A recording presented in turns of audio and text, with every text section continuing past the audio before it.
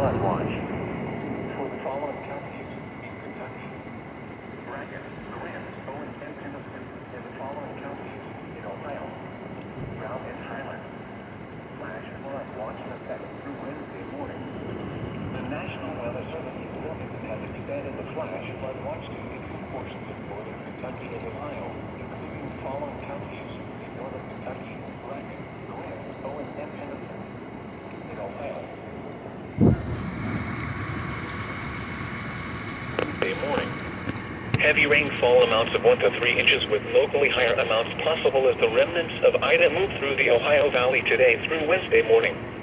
People in the watch area should keep an eye on the weather and be prepared for immediate action should heavy rains and flooding occur or a flash flood warning be issued.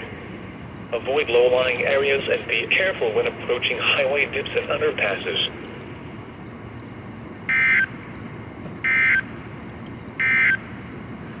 Decline in summary for Cincinnati on Monday, August 30th. The high temperature was 77 at 1:05 a.m. The low temperature was 70